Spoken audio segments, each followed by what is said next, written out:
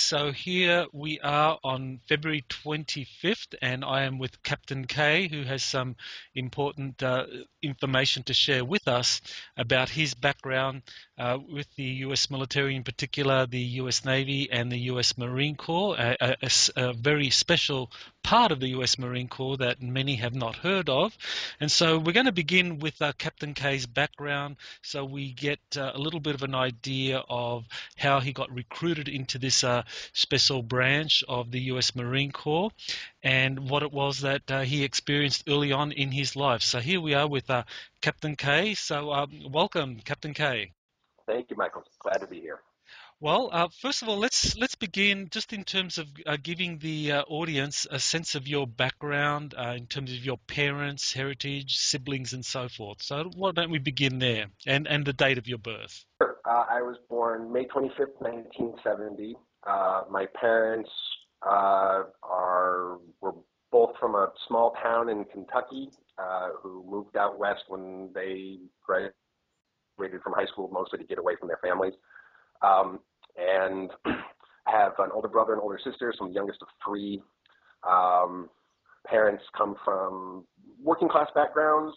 They're both smart people who I think if they'd had better opportunities and, family that had money or could have sent them to college, things might have gone a little bit better for them in that sense. But they're certainly capable people. But, working class folks that just didn't have a lot of opportunities to go beyond, a day-to-day job. And I think they felt fortunate enough to be able to pay their mortgage payment and have three kids and have not completely fall apart. But it was what I would call a closer to the ground struggle than like a life of comfort or leisure, that's for sure. So it was a little more of a, every month, like, do we have enough for everything? I mean, we didn't starve, we ate, but it was always, do we have shoes this year for the kids to start school with? And, do we have coats for everybody? And so there was definitely some struggle point as far as being on the low end of the economic scale. But my parents are good people, smart people, come from a pretty strong religious background. So they have very strong religious beliefs that I was raised with. I don't exactly share them at this point in my life, but they still have very strong beliefs, and that was the way they were raised. And back in the day when that was just what you believed and what you did, and there really wasn't much exception to that unless you wanted to be on the outskirts of society. So, but they're basically good people. I'll give them that. And I think I was basically raised in a good environment where there wasn't a lot of shouting or beating or drinking or anything like that. And, good loving environment. So I like my parents. They're good people. I have issues with them. Sometimes they make me mad, but they're my parents and I love them. They're good folks. Right. Did either of your parents have any kind of military background or what? I'll just repeat that. Did any of... No, not with my parents. I'm sorry, go ahead. Okay. Seems to be a bit of a time lag here. We've covered a little bit about your parents' background and that they don't have any kind of military connection as far as you were aware of. But then at some point in your younger years, you began having some kind of experiences with strange, anomalous experiences. So why don't you tell us a little bit about that? Yeah, sure, certainly.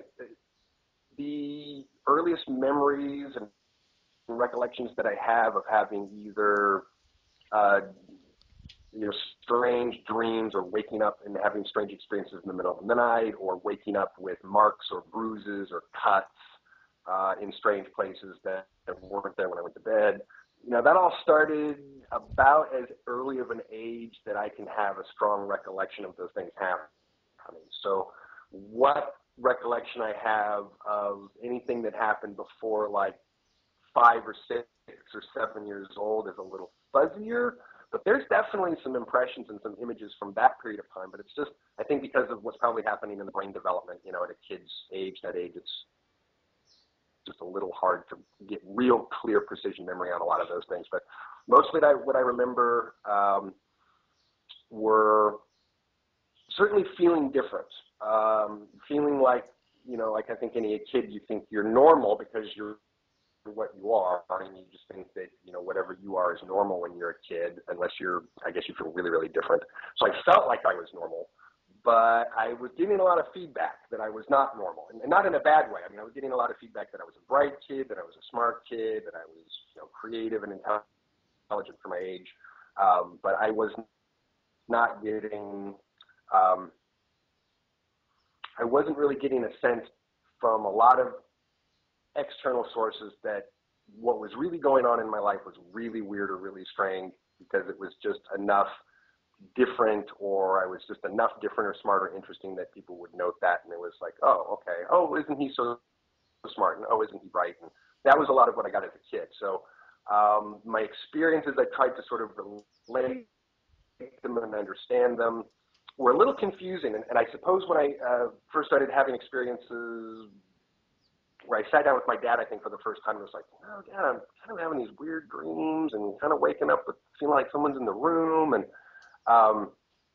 he sat me down and gave me an explanation according to his kind of Gnostic Judeo-Christian perspective on things, which was, not so old black and white traditional so much as, we live in a spiritual universe. So there are good things and bad things. And he tried to put it in a perspective of kind of angels and demons, because that's the religious perspective he was coming from.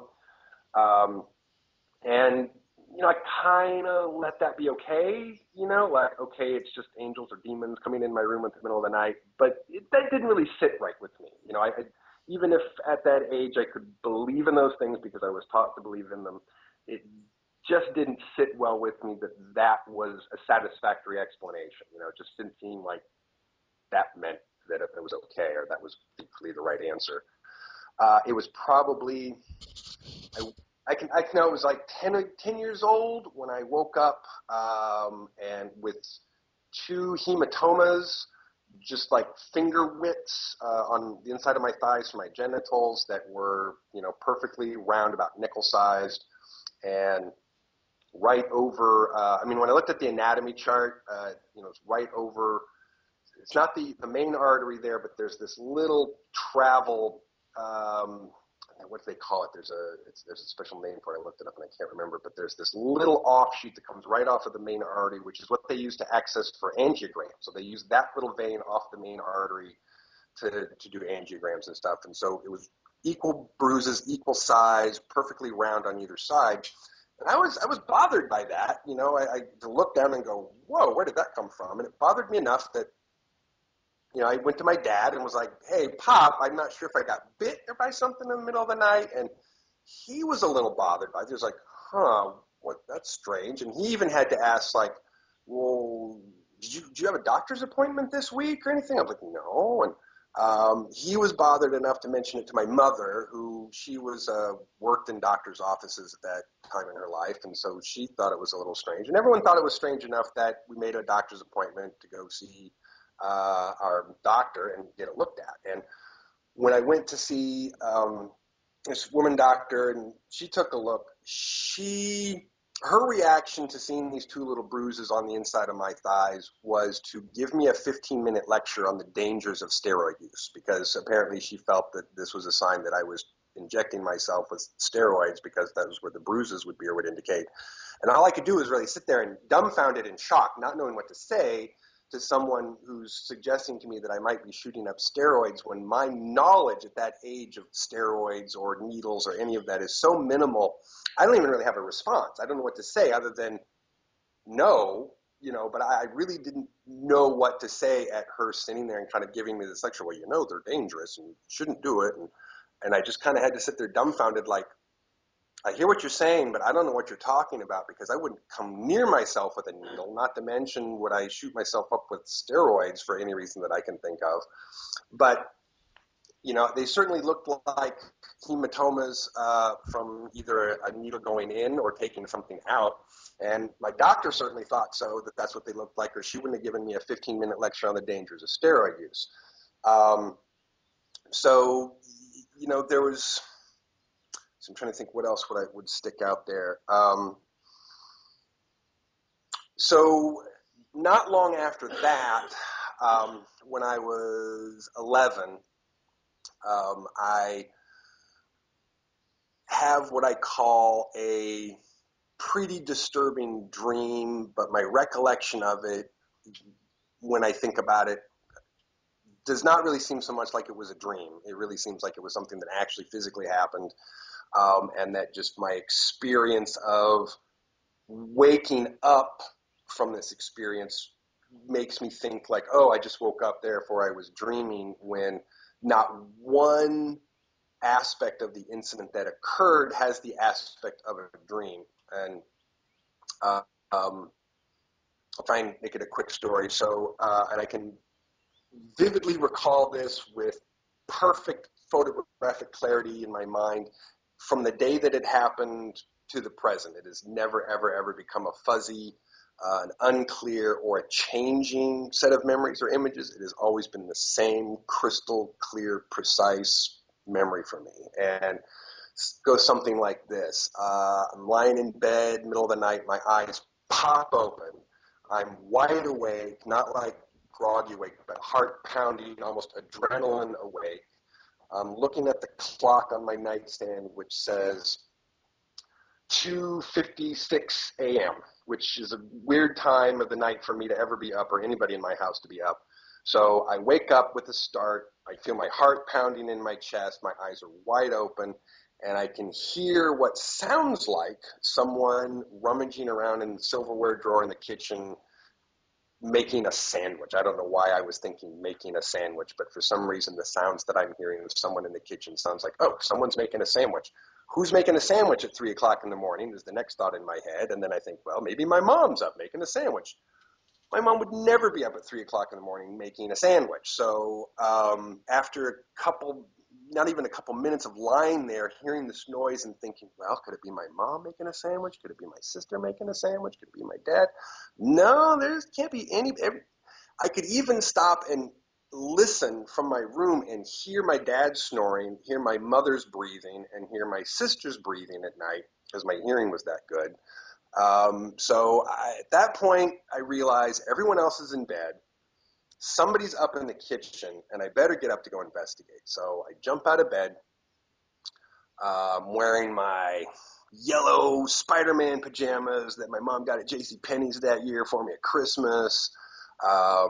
My door is usually shut at night in the bedroom, so my bedroom door was open, which I thought was odd. I could see light bleed coming from out in the house somewhere when there should be no lights on. It should be dark. And so I creep towards the door to try and get a look down the hall towards the kitchen to see what's going on. And the instant that my head tilts around the corner of the door to where I have a line of sight to the kitchen, the sound stops. And whatever sound I was hearing in the kitchen goes dead silent. And then at that point, all I can hear is the ticking of a battery-powered clock on the living room wall that, in a silent house, sounded like an echo chamber of, tick, tick, tick, tick, tick, tick when the house was quiet. So when everything goes quiet, all I can hear is the clock ticking. That's quiet. And so I creep down the hall, trying to look into the kitchen to see what's going on, and this doesn't appear to be anything in there, anything going on, but the dining room light, which is on the other side of the kitchen, is on.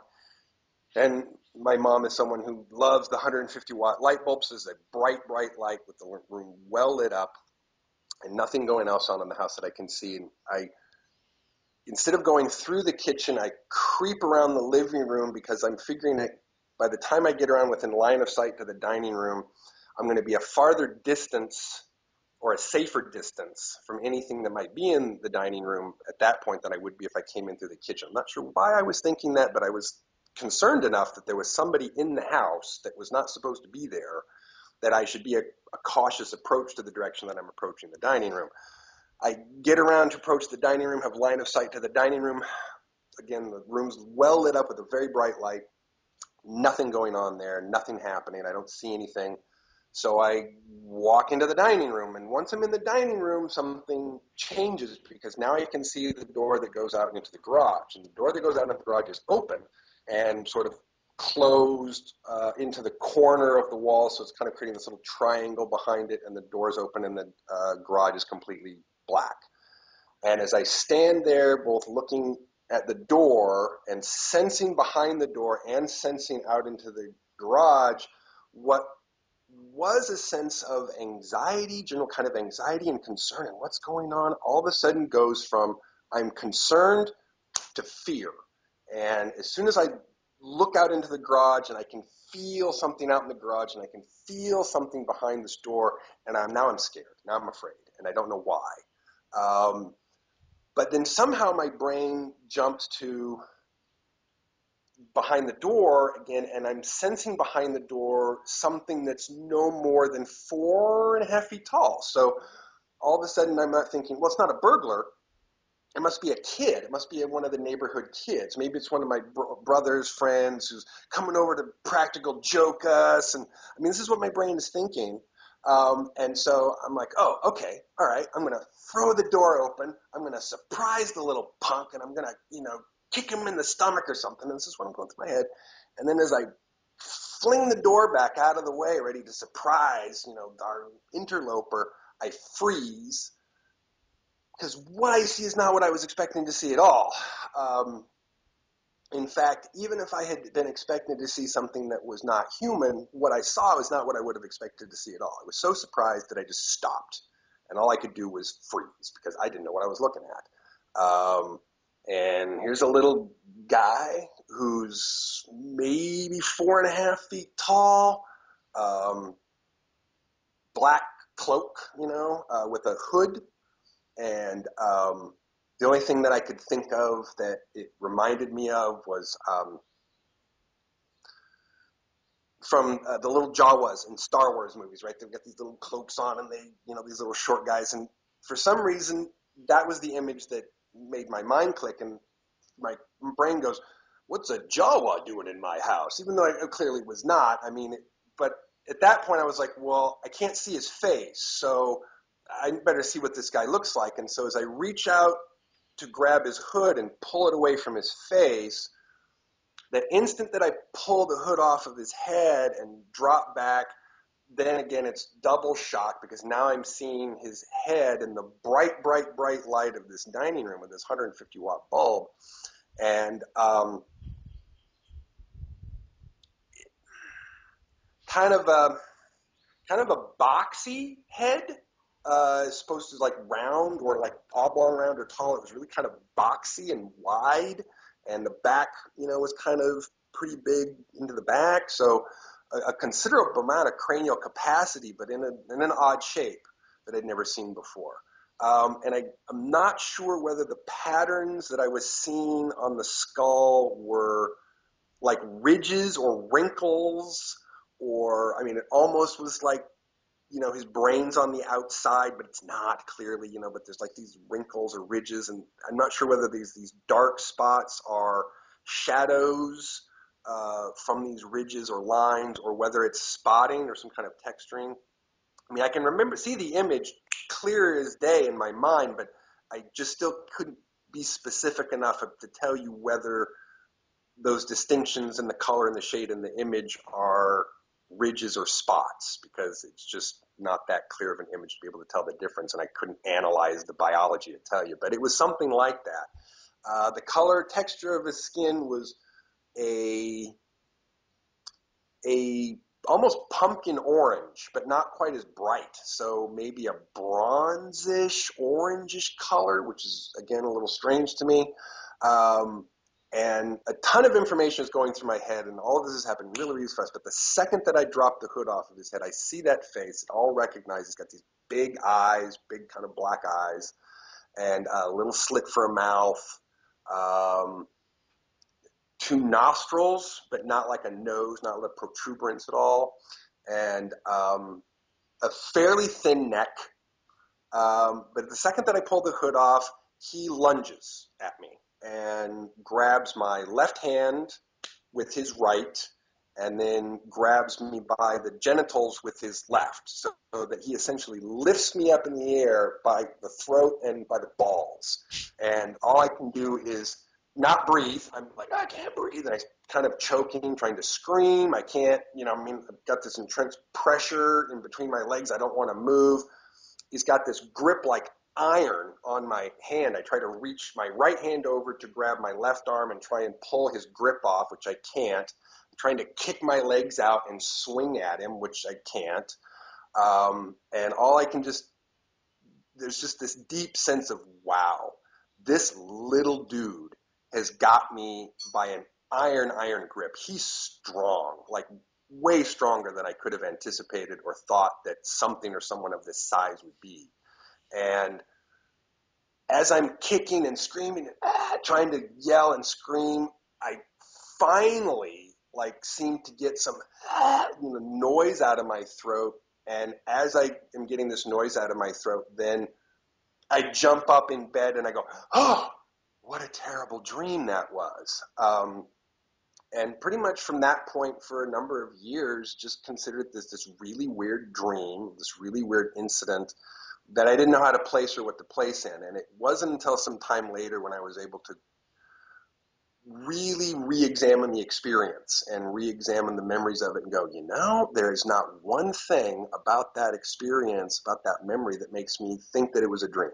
Because I remember my dreams pretty well. I keep a dream journal, and dreams have a pretty specific kind of quality, depending, as far as color, texture, shading, malleability, as far as what's happening to physical space and textures and people and physical space and physical objects. And this particular experience and this particular set of memories has every earmark of a memory experience and no earmarks of a dream or an imagined experience. So I didn't know what to do with that until much later in life, but that experience, bruising, the cut behind the back of my neck that, opens up every once in a while and bleeds, all of that's really happened between as young as I can remember, 4 or 5 years old, between 11, 12, 13 years old, where even though I was too young to figure it out, the signs were there that something was going on. The data was there that something was going on, and I just hadn't had enough time to sort it all out to try and figure out what it was. But okay, I'll just stop right there and let you go into the next question or something. But it was definitely a series of many palatable, visceral, panic-stricken experiences, in some cases which leave behind physical marks, and have a visceral clarity to them that other memories and traumatic memories do, and that just weird dreams don't seem to have. I mean, even my worst nightmare, which is just a nightmare, is not as scary or as intimidating or as freaky as something like that. And a nightmare, I always find, like, if it's just a visionary nightmare, you wake up from that and it's scary and you're like, oh, I had a nightmare. But it fades pretty quickly, because you go from unconsciousness to conscious, and the more conscious you stay after the nightmare, you're like, oh, well, that was just a nightmare. But a traumatic experience or traumatic memory, you wake up from that and it doesn't stop being traumatic, and it doesn't stop bothering you, and it doesn't just all of a sudden fade into, oh, that was just a dream. It becomes a haunting thing that keeps bothering you and keeps stressing you out and keeps making you feel like you have to be looking over your shoulder or wondering, am I okay right now? Mm-hmm. I feel okay right now? Because you're constantly having to ask yourself the question, am I okay? Because you're just not sure. You're just not sure with what's going on, whether you're okay or not. Right. So you're having these nightmarish dreams, and at that age, you're thinking, well, this is some kind of angel or demonic kind of experience that you're having there. That was the framework. And so, did you notice anyone actually taking an interest in you? Because now we might look at that and say, okay, this has all the kind of earmarks of an abduction experience, where you have these recollections of these kinds of encounters, but the actual what happened between the time you have this encounter experience to the time you wake up, that's all kind of just you don't recall that until maybe a lot later. But certainly it has all the hallmarks of an abduction experience. So was there any kind of interest shown in you? Did you notice kind of things like strange cars in the neighborhood parked near you, kind of paying attention? I'm just trying to get an idea of whether the authorities were kind of alerted to something happening with you. I Now, as a kid, I don't think I really noticed much.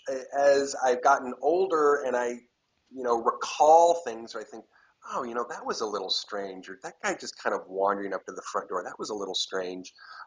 So in hindsight, I can certainly think of a number of things that stick out like that that are a little odd. But at the time, I mean, as a kid, I don't think I thought twice about them, because when you're a kid, everything's kind of a new experience, and you don't really know to go, oh, that's not how that experience is supposed to go, because you're young and you're a kid, and you don't know that it should be any different.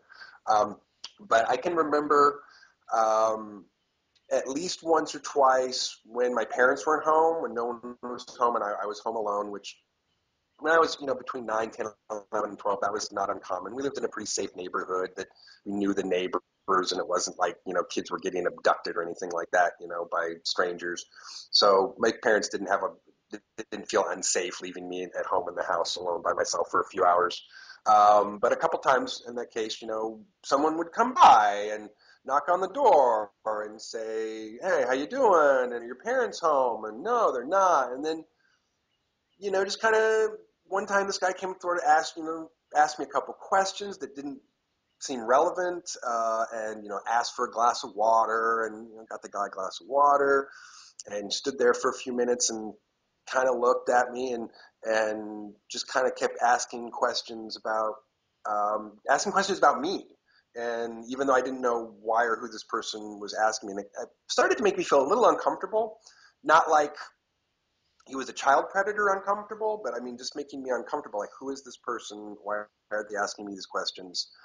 Um, Definitely, there was when they started doing the IQ tests at my elementary school, um, that seemed a little odd. I scored very, very high, and the attention that got was, I mean, it was definitely like people were starting to notice things, and people were starting to ask, and people were starting to wonder what was going on or what was I was doing, and people started to mention things to my parents about, well, is he, do you have any plans for him? Is he any special schools or special classes? Is there anything we should be doing to try and cultivate his skills or his abilities? And the let's see, there was. I'm trying to think what else I can think of that sticks out with that. Well, do you recall Go anything? ahead. Do you recall anything about the physical characteristics of this stranger who came to your home? Did he have a kind of military bearing? Was he wearing a suit? Was he wearing casual clothes? Anything like that that stands out? I can tell you specifically. I got the picture of it right in my mind. He had short, dark, curly hair, a fairly short-cut beard, and was wearing a button-up Oxford slacks and walking shoes. And like he was out, hoofing it, whatever he was doing that day. And no tie. He was not wearing a tie. That was like a summer day, so I mean, he was dressed appropriately for the weather. Um, Now, as I got older, like into my teens, and I started going out into public more, I did occasionally have weird feelings that I started to wonder whether I was paranoid, because I started wondering, like, sometimes if I was being followed, or I would be out in public places and run into the same person 3 or 4 times. I mean, they wouldn't necessarily say anything, but the eye contact and near physical contact of brushing up against the same person nearly 3 or 4 or 5 times, when I wasn't running into or brushing up against other people 3 or 4 or 5 times, and that just made me wonder: is this a coincidence, or is this person following me? And it wasn't until I was probably 18 or 19 that I did something ballsy once. It was doing a walk in sort of the downtown mall, and this woman kept kind of coming near me, and kept coming up close to me, and brushing by and looking at me and looking me up and down. And she looked like she was probably in her early 30s. Um, Casual below knee dress, white polka dots or no stripes, um, brownish, curlyish hair, um, fairly normal features, maybe like a size 8 or a size 6. And I did something where I just felt was kind of ballsy, which after like the fourth or fifth time, I saw her the fourth or fifth time, I just beelined right to her and walked up right up to her and said, "Are you following me?" And I don't know whether her reaction was just, because I turned and walked straight towards her, but the expression from her face went to casual to terrified. And for a second, the way she clutched her purse, I wasn't sure whether she was going to go for a weapon or like try and mace me, or the way she, did a quick left right, whether she was looking for someone else or looking for a backup or a contact person. And she was just like, no, no, of course not. And then just without even another word, just, 180'd and walked away, and I never saw her again. So I don't know about stuff like that necessarily. There's incidences that some of them are just weird. Some of them might just be things that have other explanations. Others of them are just things that go in the data pile of, well, that's weird, and we should put that in the that's weird file, when we consider all the things that might be out of place. Mm-hmm. But So there are some incidences of that, but not enough or enough even more specific ones that I could make a list and go, yeah, absolutely, this, and this happened. More a lot of like, yeah, this happened and that happened and this was a little weird and that was a little odd, and yeah, there's always been enough ways in which I don't feel like people are treating me the way they treat everybody else, and whether that's either with deference or with prejudice or with wanting to keep arm's length, it often feels like I'm being treated in a different way than other people get treated, and I don't know why sometimes, but it feels like it's because people know something about me that I don't know. okay, so in terms of the IQ tests, you are scoring very high. There's talk about putting you in special classes. Do you remember being put in special classes? Do you remember being Mm-hmm. taken to special schools? Can you tell us a little bit about that? Sure. My mom likes to brag that when after the IQ tests were given, that the school called her up and had to inform her that I had received the highest score that anyone had ever received at that elementary school ever in their history of testing people. And they had what we call the TAG, or Talented and Gifted program, at that time. And so I was definitely put into those classes. And I think um, my older brother had gone a little through of the similar thing. He was a bright kid and had gone through some classes, and they had done a lot more scrutinizing with him than I felt that I was getting. And I'm not sure what difference there was, but he definitely at times was. Uh, he got enrolled into a program at the university in which there were doctors and psychiatrists who were taking a look at him and making sure that everything about him was okay, and making sure that everything about him was functional and okay, and in ways that are still kind of hard to get all the clarity from my mom or my dad on trying to get exactly the story of what happened when my brother was a kid and what all went wrong there, because he hit an age where whatever was going on did not go right for him, and he started having these massive PTSD responses at a very, very young age, and essentially came unraveled before he was 10 years old. And but does not seem to be from anything that I would call like a mental illness or a physical illness. It really has all the earmarks of an intense childhood post-traumatic stress disorder reaction, in which he just, said, I'm out, I quit, whatever this is, and just started, having these little panic attacks and freakouts and rage attacks that were just from someone who I think had something very, very bad happen that he couldn't relate to or understand. Hmm. So I'm not sure that I think whatever happened happens in the family. I think whatever happened happened in my family. I think whatever happened happened to my brother first, my older brother first. And so whatever may have been learned from that process, as far as what things to do or not to do based on my family's genetics, etc., that may have all played into it somehow. Um, But yeah, I mean, I got put into the talented and gifted program and did that for a couple of years until my parents, what I think was maybe a terrible mistake, and sent me and my sister to a private religious school because, they thought that somehow that'd be better for our values or something. And I was ahead academically when I left public school. And when I came back to public school 2 years later, I was behind. And I had to spend a year catching up to like where I was before. So I spent essentially had to spend 3 years to catch up with where I was in the fourth grade because of 2 years of religious school, kind of backfalling academically. Okay.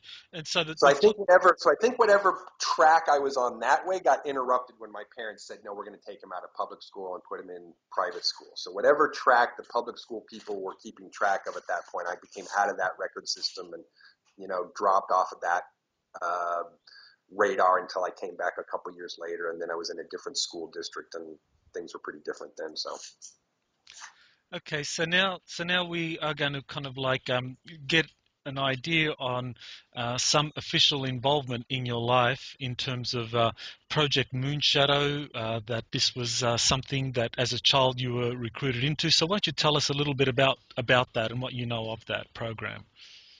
certainly, and I will say that those memories started to really flood in about age 19, and so I started having a bunch of memories of recollections of things. And the first time I had a chance to talk to a person and say, well, I have this recollection and I keep having these dreams of when I was a kid, and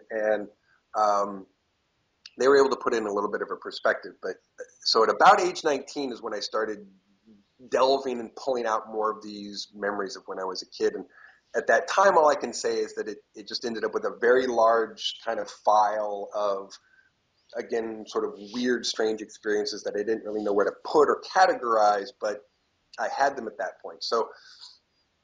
So many years later, I can add some clarity to that. So I will add my current clarity to a situation which was not clear at the time, which was apparently, as early as I can remember, I and the other 299 children who were inducted into Project Moonshadow, which my understanding was a 300-person test subject program of 300 children, about 2/3 male, a third female ratio. And those memories are mostly of group interactions with the other kids, playing games and strategy, goal-oriented, almost like games that mimic hunting and war play, but in a kid way that makes it fun for kids, right? So kids want to play these games and want to do them without it being scary or too violent or anything, so you're training them. And those recollections, there's always a guy off in the corner standing there with his arms closed in khakis, buzz cut, mustache, bars, ribbons, who's clearly wearing Marine colors and uniform and got the haircut and everything. So there was definitely, the program started when I was very, very young. Could have started, in infancy. It could have started before that, if my recollection is correct. It could have even started with, we're going to take this sample from your mom and we're going to take this sample from your dad, and then we're going to mix something in the middle and join all that together, and that's going to make me. And from that place of genetic testing and saying, well, we want this genetic base, and then we're going to augment with these other, gene therapies and whatever else technology they do. And then of those kids that they're selecting from that stage, then go into these various programs. And for whatever reason, I was selected to go into Project Moonshadow. So Project Moonshadow was 300 kids, and mostly basic training, basic game training oriented exercise in, group dynamics, being able to, lead and follow, and just a lot of things that I would describe as boot camp like behavior, but for kids, something that you would downplay for children, so that they could participate in these activities and these trainings and be okay with it and develop with it. And that is this strong bulk of from 5 into 17. And as it get into the teens, the training changed. Probably about age 13 is when they started putting real weapons and live ammunition in our hands, and started in some cases training us with other special forces groups. So I can recall as young as 13, 14, 15 years old, running around in various outdoor scenarios with special forces, black ops teams who, we would get assigned for a couple of days, to a group, and their job was like, okay, teach the kid, some tricks, and, let him run around with you for a couple of days and see how he does. And I just remember the attitude of these other soldiers kind of being, who are these young kids? What are we doing with these kids in our units? But at the same time, knowing that these were valuable kids, that it was not okay for them to harm or to hurt. You were often referred to or thought of as, the material or the new weapon, or, the big money. Sometimes we were being called because of the amount of money was going into invested into us probably. So there was definitely this notion that you're a expensive weapon in which these other people have a certain respect for, but at the same time, they're not the same. So they're wondering a little bit like, who is this young kid and what's up with that? But it wouldn't take much in the field before they would start to be impressed at, wow, these kids can really run, and these kids can really climb, and these kids can really shoot. And, finding that just being able to get these amazing results out of, adolescents and teenagers because you've been training them since they were toddlers, that you just can't get out of someone who you start training at 17 years old or 18 or 19 years old. Essentially then, these are the years, say, from 1975 up until 1987 when you are part of this project Moonshadow. And you also mentioned in our pre-interview surgery being done on you, that somehow there was some augmentation of the special skills and abilities you have. So can you describe what happened there? I think I mentioned before that of the fuzziest memories are the ones in which I am in medical units or medical facilities or being around doctors, because I think a lot of the sedation drugs and painkiller drugs and things that they're using make a lot of those memories a little bit more fuzzy to recall, like as just being very heavily drugged.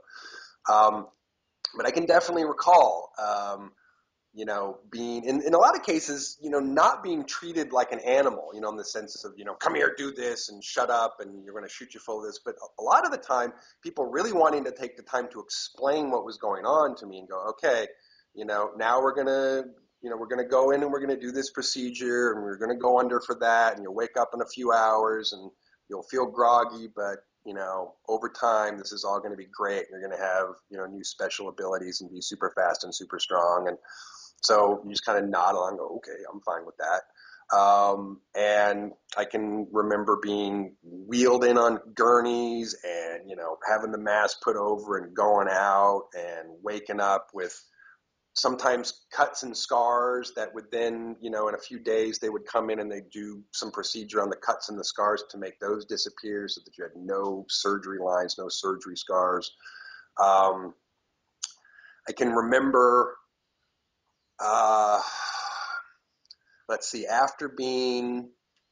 can remember surgical procedures which involved, I would have to say, whatever they're using or were using at that time in gene therapy or genetic augmentation technology or nanite genetic augmentation technology, that seemed to be the first set of procedures, is this baseline working with the DNA and the raw physiological structure. And then the next series of procedures were the bigger, harder implants. So they work on the basic genetic structure, and then it's add whatever physical implants in whatever key places in the spinal column of the central nervous system or the autonomic nervous system or in the brain or wherever they want in the mechanical part of the body to get augmented controls or augmented speed or augmented endurance or augmented mind-body coordination. And then on top of the implant, the genetics, and then the implant technology, and then is this fine-tuning process, which is making sure that everything works so that the nano implants and the larger implants and the software and the hardware and the genetic augmentations all work together. And then once that process has been completed and they figure everything works together, then it's back into the training program and back into the training process. And so every time we would be taken out of the training program for another set of medical procedures, it would be to some, anonymous underground facility or something where there's usually no windows, no light, no daylight, so you can't really tell where you are, what time it is, whether you're above ground, below ground, on the surface of the planet, on a space station. You just don't know because all you see is walls. And then do the procedures, which can take days or weeks of sometimes recovery, of lying in a hospital bed just for days or weeks at a time in recovery, partial paralysis sometimes while the procedures are completing, and then back into the training program, and then at some time later back to the medical center for another procedure, and then back to the training program and then at whatever point they need to take you back to a medical to do tests, blood work, more inoculations. I can definitely tell you that one of the ongoing procedures has been inoculations. I can wake up sometimes with these pains in my arms, that just don't seem like they should belong there. And if I say, okay, what happened?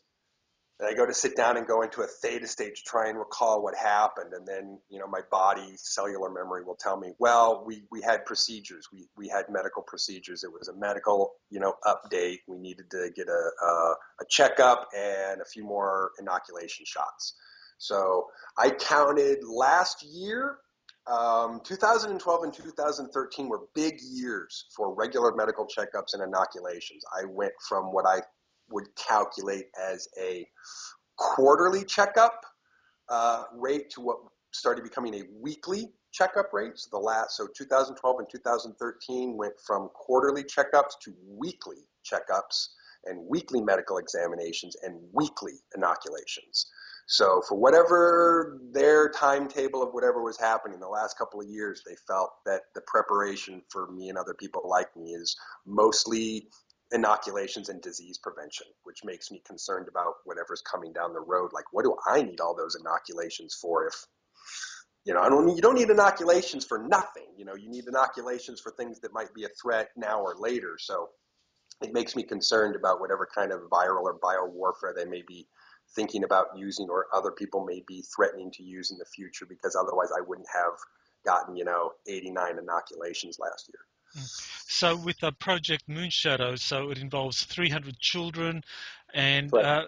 and you were put through this program basically over a 12-year period. Now, were you taken away from home for extended periods? Was it like on a monthly basis? Was it on a tri-monthly basis? And your parents must have known that you were being taken away for some kind of special training, or that you were being taken away. So your parents must have given their permission to someone for this. So what do you know of that? That's an interesting question because my parents, certainly because of their particular beliefs and religious values, there are certain things that they will accept and that they will believe, and certain things that they're having a really hard time with still. So this is a subject I've tried to talk with them about. I really have, and tried to get some, like, do you remember, anything that happened at this time, and what do you recall happened at this time? And they certainly don't want to talk about it. They don't want to talk about it. And when they do, I'm surprised at how much they will say, well, we don't really remember that, or that's not something that, we really recall, or my mom will say, well, I don't remember that, or gee, I would have thought that I would have noticed something, or I would have thought of that. So I'm not sure at what level their memories have been affected on what actually happened and what they believe or remember happened. I know that for some of these procedures, the ability to time travel, so that if it's a physical abduction where you actually need to take the person out, you can take them out and take them wherever you need to take them, do whatever you need to do for whatever period of time, and then I'm not an egghead, I'm not a temporal scientist, but from what I understand, the temporal scientists have this very, very well calculated out so that they have a good schedule. Say, okay, these people need to go back to this evening when we took them away so that it doesn't appear as if they've gone anywhere.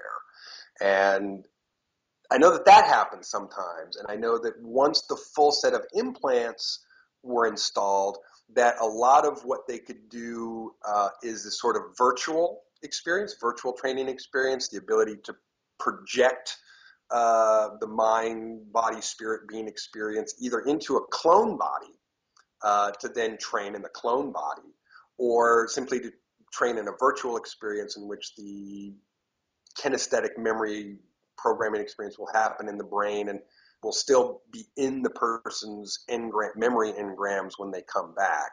So again, some of this is fuzzy because I'm conscious and unconscious a lot of the time, and barely conscious for some of the back and forth parts.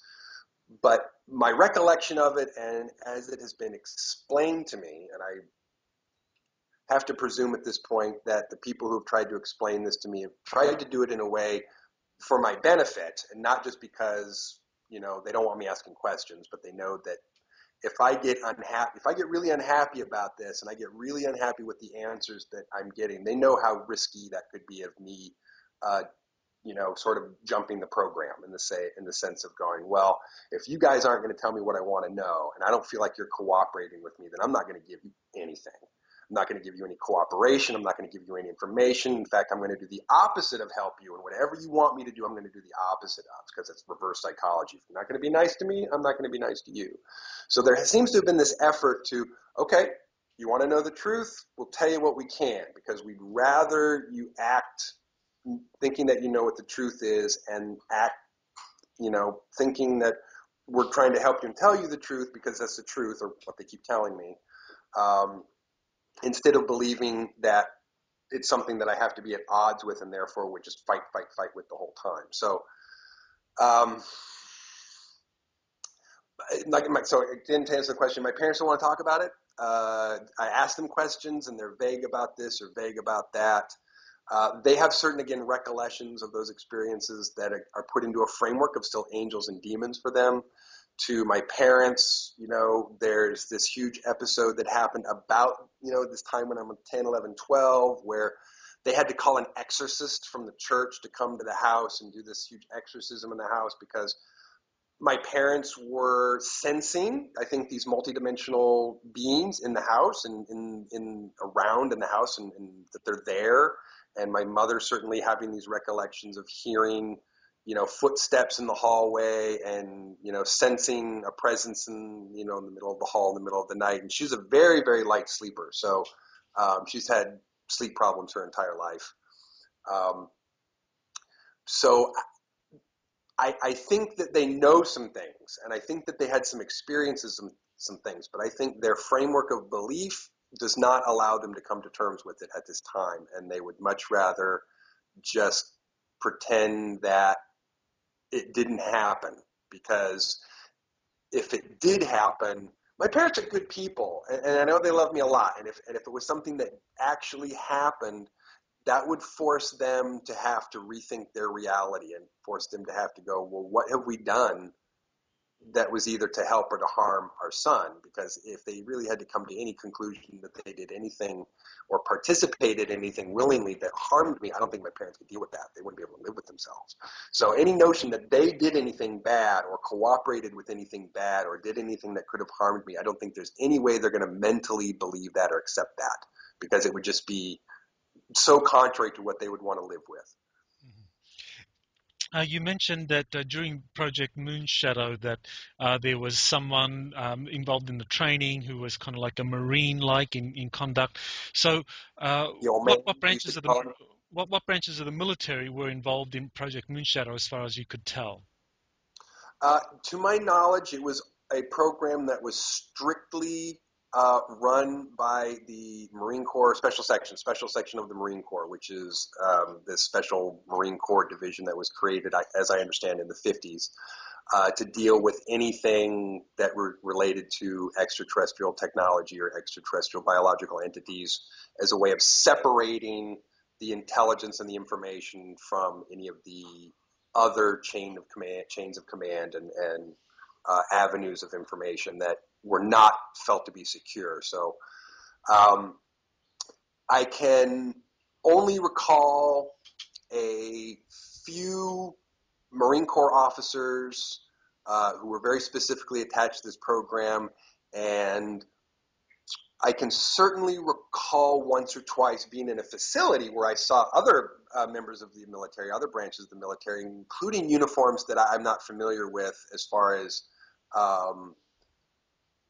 I can see what they're wearing in my mind's eye. I remember the uniform and I could describe it, but as far as matching that up with any known uniform in the branches of the military currently or in the past several decades, it doesn't match anything I know of. So that would indicate to me that these are other covert military branches with maybe even completely brand new created branches with totally different uniforms and totally different rank structures, or possibly even international and divisions from other countries that I'm just not familiar with or don't recognize.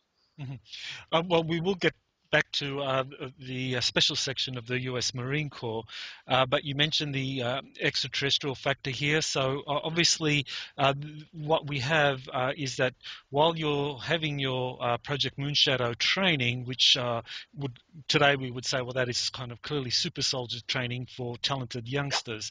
That at the same time as you're having that, you're also having what appears to be the kind of classic abduction experiences. And you mentioned one of those in some detail in terms of remembering being grabbed by a kind of short ET, and then waking up and thinking, well, all that was a dream. Now, at some point, did you recover the memories of what happened during that time, between being grabbed and when you woke up in bed thinking that it was a nightmare? Yes, I have, and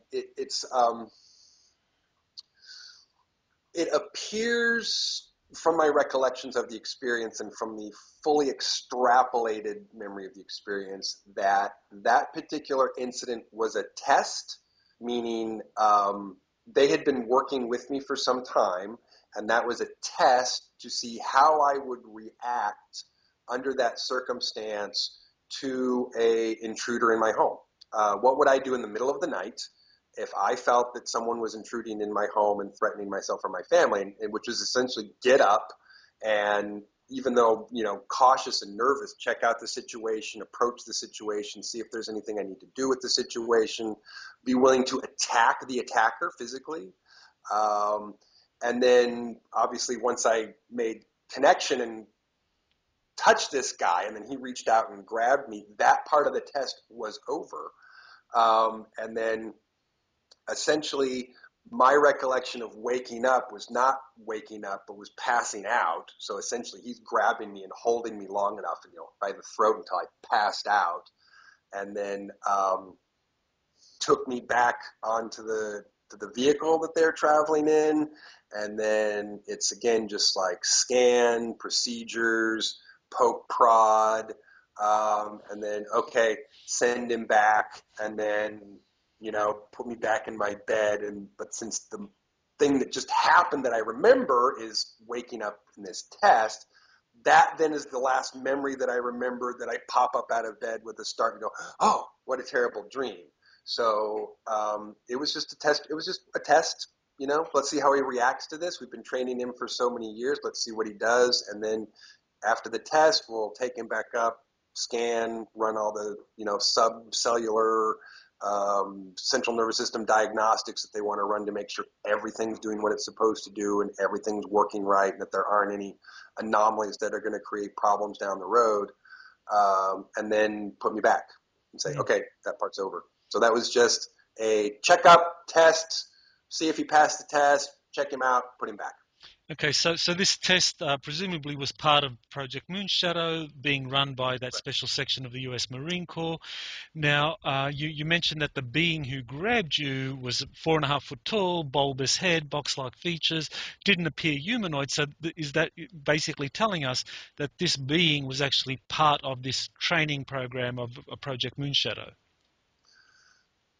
Correct. My recollection, again, of the entirety of it is that these particular extraterrestrials were, in fact, cooperating with the Special Section of the Marine Corps in order to assist them with the Super Soldier program, saying, we totally have the technology to help you do this, and we will send our guys to help you with this and sort it out.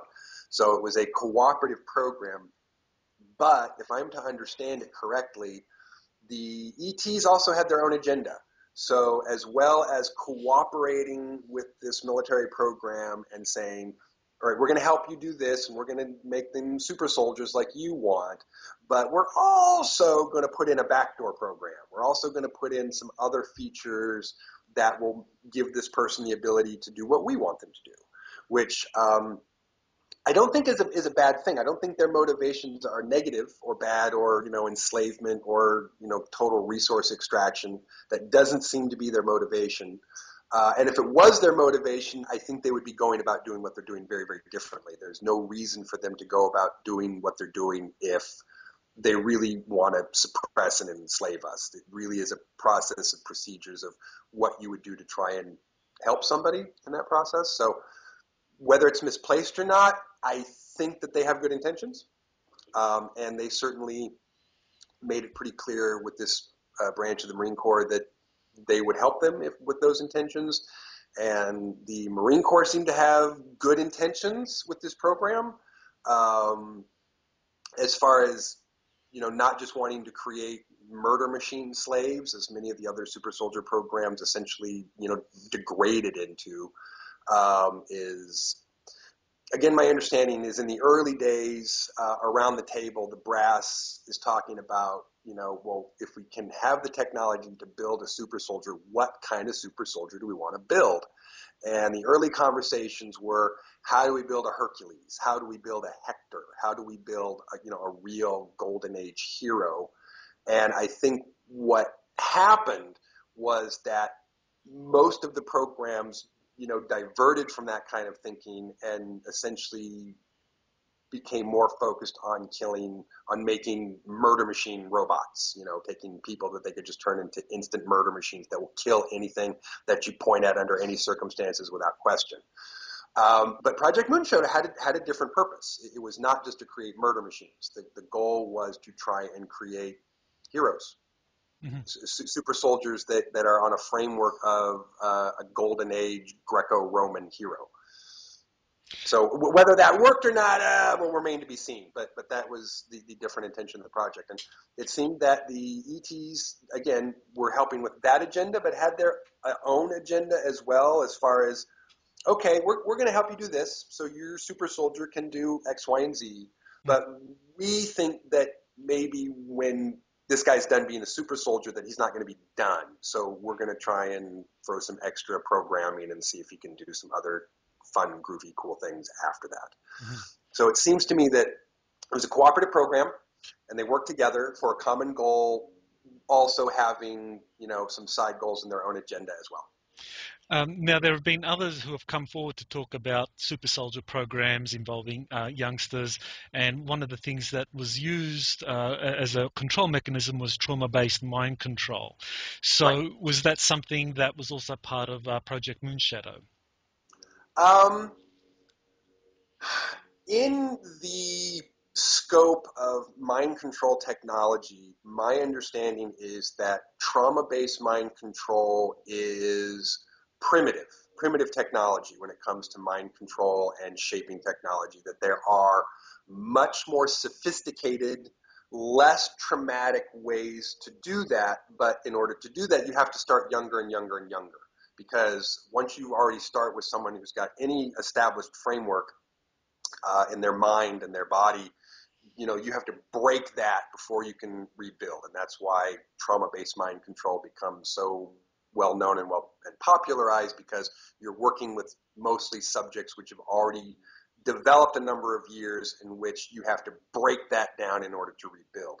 If you start from scratch, if you start from the raw DNA and you start from fertilized cells and you start from day one, you don't have to do that as much. There are certainly some experiences in which, and my understanding was that it kind of worked like this. The ETs and Special Section of the Marine Corps were like, great, we want this program to work better than these other programs. We think doing it this way is going to be better. We think we're going to have more stable super soldiers. The question started to become, well, all this trauma-based control gives you a short lifespan. You've got a super soldier, but who's only good for a short number of years before they self-destruct or they blow up or they internally start to cascade. So by not using the trauma-based methods, you're essentially trying to give a lifespan to your super soldier much, much longer and get many, many more years of service and use out of them than you are with a trauma-based system. So it is essentially how to be more effective, how to get more use out of. So most of what we did was not that. However, because sitting around the table, you don't have the same dozen people with the same values, the leaders of the Moonshadow program still have to sit around a table with other people who say, well, we really think we need to have some of these other safeties and controls in this system. And the argument goes around the table, well, no, that's going to mess up with our program. That's going to mess up with what we're trying to do. We're trying to not put trauma-based controls into them because we think that damages them over time. It makes them less useful and have a shorter lifespan of usefulness. But when you've got people insisting, no, we have to make sure we can control this guy. We have to make sure that he doesn't get out of our hands or that he doesn't become independent, then the Moonshadow leadership, rolls its eyes back and is going, fine, if you're going to make us do it that way, then okay, we'll put in this minimum number of other controls, based on these trauma-based techniques. So I absolutely remember a few of those, but mostly it was not trauma-based mind control. Mostly it was base programming, where they are starting with the base DNA programming, the base software programming, the base development programming, and building on that instead of having to break that down and then rebuild it. Mm-hmm. So we're just about at the end of this first part of just looking at your background and early life up until you were a teenager, just before you joined the military service. So is there anything that you want to add to what you've said about this early period in terms of what going to be subsequently revealed? Yeah, it was that even when something appears to be clear, and even when the memory of something is clear, still all things are not as they appear to be. So, I remember the early stages of going through this process and thinking, oh, this means that, or oh, if I was abducted by these aliens, that must mean this, and having kind of some assumptions. I mean, not based on anything other than assumptions that people make about what some of those things meant and what they may have meant for me personally, and how I was supposed to be okay or not okay with myself about that. And that it really wasn't until I took the time to be willing to deeply explore every nuance of the memory and the emotional experience so that I knew I could get at the truth. Because if I wasn't getting at the truth, then I may have just had some kind of experiences or memories that weren't accurate that would be leading me to inaccurate conclusions and inaccurate actions after that. So if there's anything that I would want to convey, especially to anybody who's going to be getting information from this, especially how it may apply to themselves, whatever you think happened and whatever you think occurred, don't be so sure. Don't doubt yourself to the point of saying, well, it didn't happen and it didn't occur, but be willing to say, maybe it happened, maybe it didn't. Let's get to the bottom of it and let's really get to the truth. And if you have a mentality and a motivation and a sincerity about wanting to get at that truth, then I think you'll get there. I think you will get there. I think whatever your guides and whoever, the ETs, if they're upgrading type ETs, are going to want to help you with that. But you have to ask the right questions. And asking the right questions means not assuming things. And it's easy to have assumptions about things that we don't necessarily know a lot of facts about. But I would just want to encourage anybody who's going through a process of any kind like this to make sure you stop and ask yourself the right questions and be willing to get to the bottom of it and be willing to release notions of assumptions so that when you get to another layer, you may have to just discard a whole set of assumptions that you had before you got to that layer. And that's okay. It's okay to be willing to be completely wrong about something in order to get to a place to be more correct. So be willing to be wrong, be willing to not be sure, and be willing to challenge your assumptions and be willing to really get to the bottom of the truth so that you can really know who and what you are and what you got to do with that experience. So we'll bring this part to a close, and we'll be back soon to look at your Navy service and recruitment into the US Marines special section.